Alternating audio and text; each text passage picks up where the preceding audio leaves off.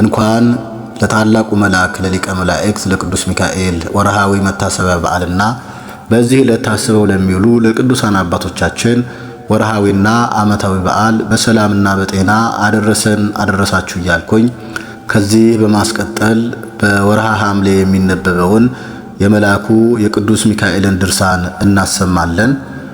አንድ አምላክ በሚሆን በአብ በወልድ በመንፈስ ቅዱስ ስም በሐምሌ በ12 ቀን የሚነበብ የመላእክት አለቃ የከበረ የቅዱስ ሚካኤል ድርሳን ይህ ነው።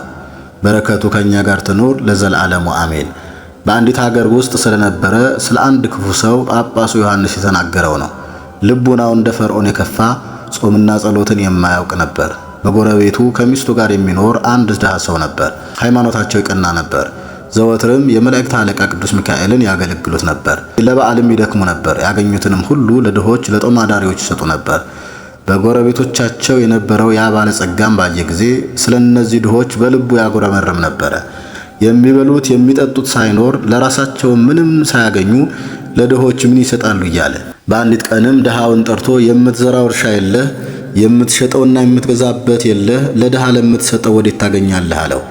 እኔም ሚስቴም የመላእክትን አለቃ ሚካኤልን ስም በጠራን ጊዜ ኃይልን በረከትን ይሰጠናል። በእጁ ሥራ ብዙ እንደክማለን፣ የእጃችንንም ሥራ በሱ ይባርክልናል አለው። ይህም ክፉ ባለጸጋ ያን ጊዜ አፍሮ ዝም አለ። ድሃው ግን እስኪሞት ድረስ ከሚስቱ ጋር መመጽወትን አልተወም። ሚስቱም ጸንሳ ሳለች በሞት ተለያት። በመላእክት አለቃ በሚካኤል በዓል ቀንም ምጥ ያዛት። ለመውለድ በደረሰች ጊዜ የመላእክት አለቃ ሚካኤል ሆይ ከደረሰብኝ ጭንቅ ከሆነ ምጥ አድነኝ እያለች ጮኸች። እግዚአብሔርም የሴቲቱን ልመና ሰማት። ያን ጊዜ ሚካኤልና ገብርኤል ወርደው ባረኳት። መልኩ ያማረ ወንድ ልጅም ወለደች። ሚካኤልም ገብርኤልን ይህን ሕፃን ባርከው አለው። ገብርኤልም ልዑል እግዚአብሔር ይባርከው፣ የዚህንም የክፉ ባለጸጋ ገንዘብ ሁሉ ቤቱንም ይስጠው አለ። የእግዚአብሔር መልእክተኞች ሚካኤልና ገብርኤልም ይህን ተናግረው ወደ ሰማያት ወጡ። ይህም ክፉ ሰው በግንቡ ውስጥ ተቀምጦ ሳለ እግዚአብሔር ጆሮውን ከፍቶለት ሚካኤልና ገብርኤል ሲነጋገሩ ሰማ። ከዚህም በኋላ በልቡናው አስቦ ይህ ብላቴና ገንዘቤን ሁሉ እንዴት ይወርሳል አለ። ከዚህም በኋላ ከአራስ ቤት የምትወጣበት ቀን በደረሰ ጊዜ ጥራት ብሎ አንድ አገልጋይን ወደ እርሷ ላከ። እሷም ዘንድ ደርሶ ባለጸጋው ነይ ይልሻል አላት። ይህች ድሃ ፈጥና መጥታ ከእርሱ ደረሰች። ያም ባለጸጋ ሲሸነግላት አንቺ ሴት ከአንዲት ሴት ልጅ በቀር ወንድ ልጅ እንደሌለኝ ራስሽ ታውቂያለሽ። አሁንም ልጅ ይሆነኝ ዘንድ ልጅሽን ስጪኝ፣ አክብሬ አሳድጌ ሚስት ሆነው ዘንድ ይህችን ልጄን ስጠዋለሁ አላት። እሷም እግዚአብሔር ከእሱ ላይ ወደደውን ያድርግ፣ ብላቴናውን ውሰደው ከአንተ ጋር የሚቀመጥ አለችው። ይህም ብላቴና በዚህ ባለጸጋ ቤት 3 ወር ተቀመጠ። ከዚህ በኋላ ነገር ይቋጥርበት ጀመረ። ክፉ ምክርም አሰበና ውሰደት በሚባል ታላቅ አቁማዳ ውስጥ ጨምሮ አፉን አስሮ ብላቴኖቹን ወስዳችሁ ከባህር ጣሉት ብሎ አዘዘ። ፈጥነው ወስደው ከባህር ጣሉት። የመላእክት አለቃ ቅዱስ ሚካኤልም ወደዚህ ብላቴና ወርዶ ወደ ሩቅ አገር ወስዶ ከባህሩ ወደብ አወጣው። ከዚህ ነገር በኋላ አንድ በግ አርቢ ሰው በጎችን ውሃ ሊያጠጣ መጣ። ውሰደት የሚባል አቁማዳ አገኘ። አፉን በፈታው ጊዜ ብላቴና አገኘ። እግዚአብሔርንም አመሰገነ። ልጅ የለኝምና ልጅ ስለሰጠኸኝ አመሰግንሃለሁ ብሎ ወስዶ ከቤቱ አገባው። በሥላሴ ስም ፍጹም ጥምቀት አጠመቀው። ስሙንም ተላሶን አለው። ተላሶንም ማለት በግዕዝ ትርጓሜ ዕንቁ ማለት ነው። በገንዘቡ ሁሉ ላይ ሾመው። 20 ዘመን ከሆነም በኋላ በዚያ ባለጸጋ ላይ ታላቅ ነገር መጥቶበት ተላሶን ወዳለበት ሀገር ሄደ። ያ ክፉ ባለጸጋ በግ አርቢውን የተላሶንን አባት አገኘው። ወንድሜ ሆይ ከዱር አትተወኝ፣ በዚህች ሌሊት ካንተ ዘንድ አሳድረኝ አለው። በግ አርቢውም እንግዳ ነህና እንዳልክ ይሁን ብሎ ከዚህ በኋላ ወደ ቤቱ አገባው። ከዚህ በኋላ አባቱ ብላቴናውን ተላሶን ብሎ ሲጠራው ይህም እቡይ ባለጸጋ ተላሶን ብለህ የምትጠራው ይህ ስም ምንድነው አለው። በግ አርቢውም በጎቼን ውሃ ላጠጣ ወደ ባህር ወደብ ሲሄድ አፏ እንደታሰረ የወደቀች አቁማዳ አገኘው። ባየኋትም ጊዜ አፏን ፈታሁ። ያን ጊዜም ይህን ብላቴና አገኘው። ልጅ የለኝምና ደስ አለኝ። ስለዚህ ስሙን ተላሶን አልኩት። ቤቴንም ገንዘቤንም ሁሉ ሰጥቼዋለሁ። ያም ክፉ ባለጸጋ ይህን ብላቴና ካገኘኸው ምን ያህል ዘመን ይሆናል አለው። ቢበዛም ቢያንስም 20 ዓመት ይሆናል አለው። ያ ባለጸጋ በልቡናው አስቦ ይህ ብላቴና እኔ ከባህር የጣልኩት ነው አለ። አሁንም የሰማይ መላእክት እርስ በርሳቸው ሲነጋገሩ እንደሰማው ቤቴን ሊወርስ አልተወውም አለ። ያን ጊዜ ሰውነቱ ተበሳጨች። በግ አርቢውንም ልጅ የለኝምና ልጅ ሆነኝ ዘንድ እባክህ ስጠኝ አለው። በግ አርቢውም ከባህር ወደብ እግዚአብሔር የሰጠኝን በአቁማዳ ውስጥ ያገኘሁትን እንደዚህ ያለውን ልጅ እንዴት ስጠኝ ትለኛለህ? ይህን ብላቴና ካገኘሁት ወዲህ ቤቴም ገንዘቤም ሁሉ ተባረከ፣ በቤቴም ክፉ ነገር አልመጣብኝም አለው። ባለጸጋውም 30 ወቄት ወርቅ እንካ ውሰድ፣ ይህን ብላቴና ልጅ የሆነኝ ዘንድ ስጠኝ፣ እኔም ልጄን እድርለታለሁ አለው። በጋርቢውም እሺ ስጠኝ አለው። ይህም ትዕቢተኛ ባለጸጋ 30 ወቄት ወርቅ ለበግ ጠባቂው ሰጠው። በግ ጠባቂውም ለባለጸጋው ብላቴናውን ሰጠው። ከዚህ በኋላ ብላቴናውን ይዞ ወደ ሩቅ አገር ሄደ። ከዚያም አገር በደረሰ ጊዜ ለሚስቱ ደብዳቤ እንዲህ ብሎ ጻፈ። ስሙ ተላሶን የተባለ ይህ ብላቴና ደብዳቤ ይዞ ወደ አንቺ በመጣ ጊዜ ፈጥነሽ ግደይው፣ ከባህር የጣልነው እሱ ነውና። ባለጸጋውም ደብዳቤውን ዘግቶ ለሕፃኑ ሰጠው። ይህን ደብዳቤ ለሚስቴ ወስደህ ስጥ፣ ያለሷ ለሌላ አትስጥ ብሎ ያን ጊዜም ብላቴናው ደብዳቤውን ተቀብሎ ሄደ። ሲሄድም በጎዳና የመላእክት አለቃ ቅዱስ ሚካኤል በፈረስ ተቀምጦ አገኘው። ብዙ መላእክትም እንደ ንጉሥ ጭፍራ ሆነው ሰዎችን መስለው ተከትለውት ነበር። ሚካኤልም ሕፃኑን አንተ ብላቴና ቸር አለህን አለው። ብላቴናውም ጌታዬ ሆይ ቸር አለሁ፣ አንተስ አለህን አለው።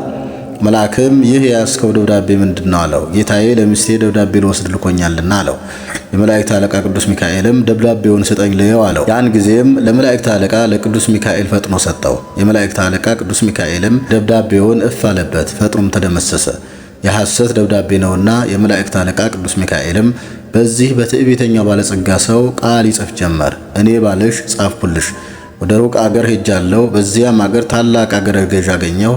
የዚያም ብላቴና አባት እጅግ ባለጸጋ ነው። ልጄን ለልጁ ሚስት ትሆነው ዘንድ እንድሰጠው ብዙ ወርቅና ብር ሰጥቶኛል። ይህ ደብዳቤ በደረሰች ጊዜ ተመልክተሽ በቤቴ በአገሬም ታላቅ ደስታ ይሁን፣ ልጄንም አጋቢው፣ ወርቁንም ብሩንም ስጪው። በቤት በዳሬ ያለ ገንዘቤን ሁሉ ምንም ምን አትሰውሪው። የመላእክት አለቃ ቅዱስ ሚካኤልም ደብዳቤቱን እንደ ቀድሞ ዘግቶ ለሕፃኑ ሰጥቶት ሄደ። ሕፃኑም ወደ ተላከበት ደርሶ ይህን የመልእክት ደብዳቤ ለባለጸጋው ሚስት ሰጣት። ተቀብላ በውስጡ ያለውን ትእዛዝ አነበበች። ካነበበች በኋላም የታዘዘውን ሁሉ አደረገችለት። 1 ወር ካለፈም በኋላ ያ ትዕቢተኛ ባለጸጋ ወደ አገሩ ተመለሰ። ብላቴኖቹንም አገኛቸው። ሁላችሁም ደህና አላችሁን አላቸው። ደህና አለን አሉት። ደብዳቤ ከደረሳት ወዲህ ሚስትህ እንደላከው ቃል ከኛ ጋር ብዙ ደስታ አደረገች አሉት። ስለምንድን ነው አሉት። በላከው ደብዳቤ እንዳዘዝክም ለብላቴናው ሚስት ሆነው ዘንድ ልጅህን ሰጠችው። በቤት በዳር ያለውን ገንዘብህንም ሁሉ ሰጠችው። በአንድነትም ሆነው እየበሉ እየጠጡ በመሰንቆ በምስጋና በከበሮ በበገና በቤት ደስታ ይደረጋል አሉት። ይህንንም ነገር እንደሰማ ሐዘን በልቡናው ገብቶ በፈረስ ላይ ወጣ። ወዲያውም ርካቡ ተበጥሶ ወደቀና በኮርቻው ተሽጣ በነበረች ሰይፍ ተወግቶ ሞተ። ሚስቱም ብዙ ጩኸትና ፍጅት፣ ልቅሶና ኦታ በሰማች ጊዜ ታላቅ ድንጋጤ ደረሰባት። ባሏም እንደሞተ በሰማች ጊዜ እሷም ከግንቦ ሰገነት ላይ ወድቃ በዚያች ቀን ሞተች። ሁለቱም በአንዲት ቀን ተቀበሩ። ከዚህም ነገር በኋላ ሕፃኑ በሥራ ሁሉ እግዚአብሔርን እያገለገለ ኖረ። ከእግዚአብሔር ዘንድ በመላእክት አለቆች በሚካኤልና በገብርኤል አንደበት እንደተባረከ በጌታችን በኢየሱስ ክርስቶስ በዓላትም ለድሆች ለጦማዳሪዎች ምጽዋት ይሰጥ ነበር።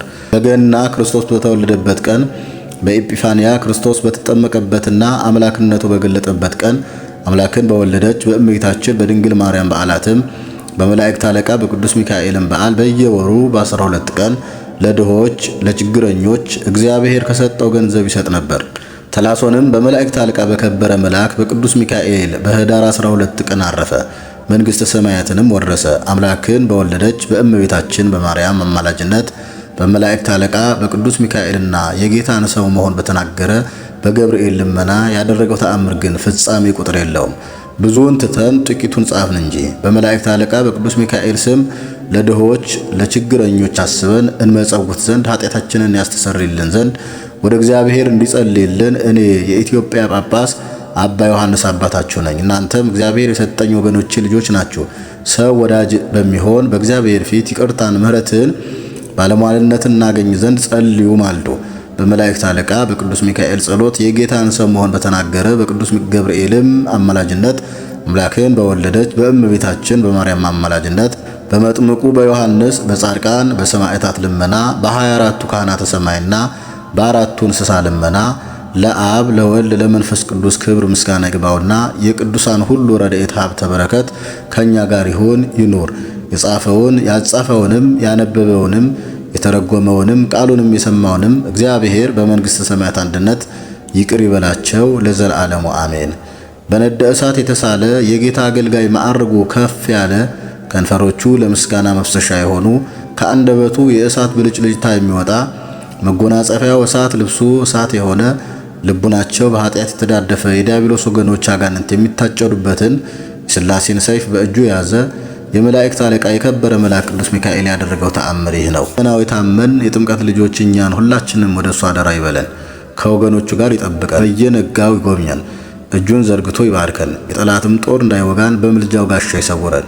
በክንፈ ጥላ ረድኤቱ ያልብሰን። ከዓለም ክፋት እንድን ዘንድ ከዛሬ ጀምሮ ኋላም ነፍስ እስክትለይ ድረስ በየዓመቱ በየዘመኑ ሁሉ ይልቁንም ተአምሩን የጻፈ በክንፉ ጥላ ረድኤት ይሰውረን ለዘላለሙ አሜን። የክርስቲያን ወገን የሆነ አንድ ሰው እንደነበረ ተነገረ። ከዕለታት በአንዲት ቀን በመላእክት አለቃ በከበረ መልአክ በሚካኤል በዓል እንዲህ ተደረገ።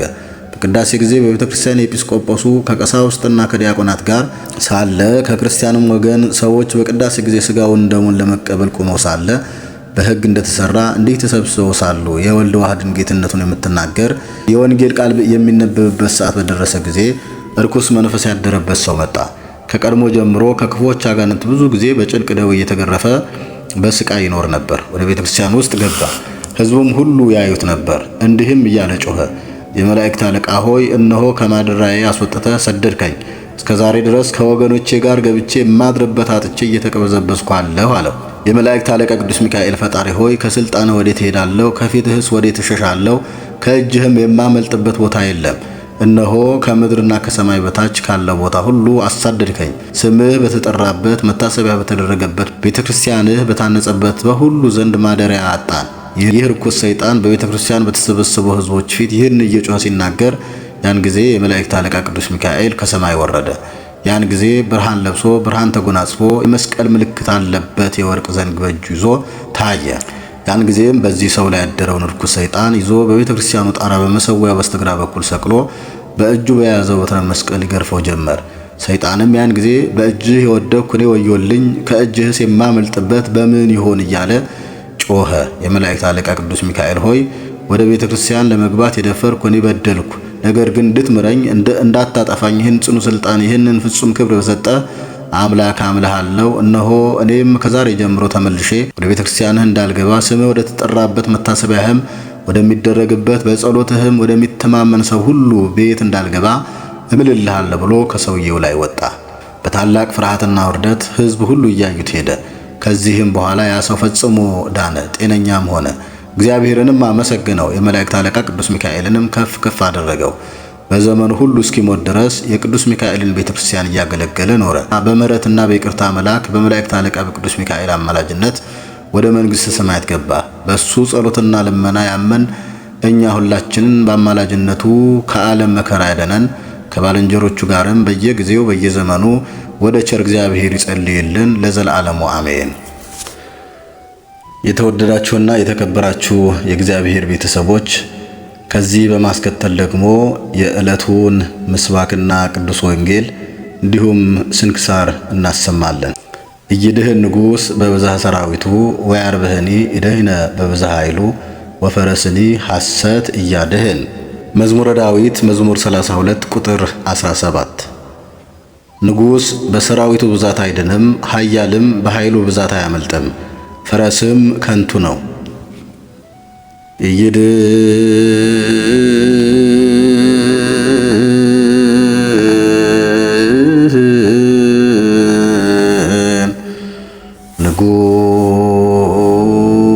ንጉሥ በብዝሃ ሰራዊቱ ወያርብህኒ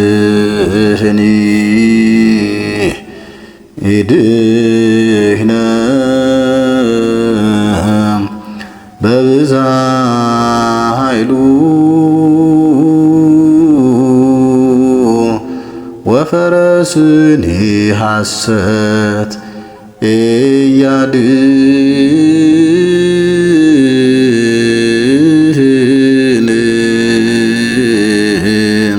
ባርክ ነገረ ዘእም ወንጌለ ሉቃስ ረድእከ ወሐዋርያከ ለክብረ መንግሥትከ ለከ ይደሉ ስባሄ እምድር እስከ አርያም ለዓለመ ዓለም አሜን። የሉቃስ ወንጌል ምዕራፍ 18 ቁጥር 1 እስከ 9። ሳይታክቱም ዘወትር ሊጸልዩ እንዲገባቸው የሚል ምሳሌ ነገራቸው። እንዲህ ሲል በአንዲት ከተማ እግዚአብሔርን የማይፈራ ሰውንም የማያፍር አንድ ዳኛ ነበረ። በዚያችም ከተማ አንዲት መበለት ነበረች። ወደ እርሱም እየመጣች ከባላጋራዬ ጋር ፍረድልኝ ትለው ነበረ። አያሌ ቀንም አልወደደም። ከዚህ በኋላ ግን በልቡ ምንም እግዚአብሔርን ባልፈራ ሰውንም ባላፍር ይህች መበለት ስለምታደክመኝ ሁልጊዜም እየመጣች እንዳታወከኝ ይፈርድላታለሁ አለ። ጌታም አለ፣ አመፀኛው ዳኛ ያለውን ስሙ። እግዚአብሔር እንኪያስ ቀንና ሌሊት ወደ እርሱ ለሚጮኹ ለሚታገሳቸው ምርጦቹ አይፈርድላቸውምን? እላችኋለሁ ፈጥኖ ይፈርድላቸዋል። ነገር ግን የሰው ልጅ በመጣ ጊዜ በምድር እምነትን ያገኙ ይሆን? ይቀልል ህልፈተ ሰማይ ወምድር እምትደቅ አሐቲ ቃል እምኦሪት ወእምነቢያት። ከኦሪትና ከነቢያት አንዲት ቃል ከምትወድቅ የሰማይና የምድር ቢያልፍ ይቀላል አለ ጌታ ለደቀ መዛሙርቱ። የተከበራችሁ እግዚአብሔር ቤተሰቦች፣ የመልአኩ ወዳጆች፣ ከዚህ በመቀጠል ደግሞ የዕለቱን ስንክሳር እናደምጣለን። አንድ አምላክ በሆነ በአብ በወልድ በመንፈስ ቅዱስ ስም ሐምሌ 12 በዚህች ቀን የከበረ መልአክ የመላእክት አለቃ የሚካኤል የበዓሉ መታሰቢያ ነው። በዚህች ቀን የፋርስ ንጉሥ ወደ ሆነ ወደ ሰናክሬም ሰራዊት እግዚአብሔር ላከው። ከሰናክሬም ሰራዊትም 185,000 አርበኞች ወንዶችን ገደለ። ይህም እንዲህ ነው። ሰናክሬም ኢየሩሳሌምን በከበባት ጊዜ ሕዝቅያስንና ፈጣሪው እግዚአብሔርን እየዘለፈ ወደ ሕዝቅያስ መልእክተኞችን ላከ። እንዲህም አለ፣ እግዚአብሔር ያድናችኋል እያለ ሕዝቅያስ አያስታችሁ። ከእጄ የሚያድናችሁ ማን ነው? የይሁዳ ንጉሥ ሕዝቅያስም እጅግ አዘነ። ወገኖቹንና ሀገሩ ኢየሩሳሌምን የሚያድን ዘንድ ማቅ ለብሶ ወደ እግዚአብሔር ጸለየ። እግዚአብሔርም ልመናውን ተቀብሎ ወደ ፋርስ ንጉሥ ወደ ሰናክሬም ሰራዊት የመላእክት አለቃ ሚካኤልን ላከለት። ድንቅ ሥራንም ሰርቶ ኢየሩሳሌምንና የይሁዳ ሰዎችን ሁሉ አዳናቸው። ስለዚህም የከበረ መልአክ የመላእክት አለቃ የሚካኤልን በዓል መታሰቢያ በዚህ ቀን እናደርግ ዘንድ የቤተ ክርስቲያን መምህራን አዘዙ። ለእግዚአብሔር ምስጋና ይሁን። እኛንም በዚህ መልአክ አማላጅነት ይማረን፣ ረድኤቱም ከእኛ ጋር ትኖር ለዘላለሙ አሜን። ሰላም ለከ ረዳኤ ቅዱሳን ሰማይት ወሐዋጼ ጻድቃን ዘውስተ ጾማይት ሚካኤል ፀሐይ ጢና ቁሪራን አዝሬት ያንቀሐኒ ወያንስአኒ እምዳግም ሞት ውስተ ከነፊከ ዘሃሎ ሕይወት። በዚህች ቀንም ስርያቆስ ከሚባል አገር አባ ሆር በሰማዕትነት ሞተ። አባቱም አንጥረኛ ነበር። አንዲት እህትም ነበረችው። ጎልማሳም በሆነ ጊዜ ሰማዕት ይሆን ዘንድ ወደ ሀገረ ፈርማ ሄደ። በመኮንኑም ፊት ክብር ይግባውና በጌታችን ኢየሱስ ክርስቶስ ታመነ። መኮንኑ ታላቅ ስቃይን አሰቃየው። ከስቃዩም ድኖ ተነሳ። መኮንኑም በእጁ ላይ ጌታችን ያደረገውን ይህን ታምራት አይቶ ከሚስቱና ከልጆቹ ጋር አመነ። በሌላ መኮንን እጅም ከሚስቱና ከልጆቹ ጋር በሰማዕትነት ሞተ። ቅዱስ አባ ሆርን ግን ወደ እንዴናው ላከው። በዚያም በየአይነቱ በሆነ ስቃይ ያሰቃዩት፣ በመንኮራኩሮችም አበራዩት። ዘቅዝቀውም ሰቅለው በእሳት ባጋሉት፣ የብረት በትር ደበደቡት። መኮንኑም ከማሰቃየቱ የተነሳ በደከመ ጊዜ ራሱን በሰይፍ ቆርጡት ዘንድ አዘዘ። የሰማዕትነትን አክሊል በመንግሥተ ሰማያት ተቀበለ። ለእግዚአብሔር ምስጋና ይሁን። እኛንም በቅዱሳን ሰማዕታት ጸሎት ይማረን ለዘላለሙ አሜን። ጌታ ሆይ ከብልጽግናቸው ብዛት የተነሳ ብዙ መባ ካገቡት ይልቅ የድሃይቱን አነስተኛ መባ እንደተቀበልክ ለሁል ጊዜ የሚያገለግሉህ ኃይላት መላእክትን እያሳሰብኩ በችግር ጊዜ የማቀርብልህን ምስጋና ተቀበል። እናንተም ቅዱሳን ነቢያት፣ የወንጌል ሰባኪያን ሐዋርያት፣ ሰማዕታትንና ጻድቃን፣ ትጉሃን መላእክት፣ ፍጹማን ደናግል እንዲሁም ደጋጎች መነኮሳት ሆይ ልጅ አዋቂ ሳይለይ የምንሰበሰብበትን የጉባኤ ቦታ ባርኩ። ይህንን መጽሐፍ ወረቀት አዘጋጅቶ ብራና ዳምጦ የጻፈውና ያጻፈውም ከግዕዝ ወደ አማርኛ የተረጎመውንም ቃለ ንባቡን በእርጋታ መንፈስና በተመስጦ ሕሊና ያዳመጠ በደለኛን ሁሉ የምታስምር የጌታ እናቱ በማርያም ጸሎት ኢየሱስ ክርስቶስ በአንድነት ይማረን። አነሳስቶ ላስጀመረን አስጀምሮም ላስፈጸመን ለልዑል እግዚአብሔር ክብርና ምስጋና ይሁን፣ አሜን።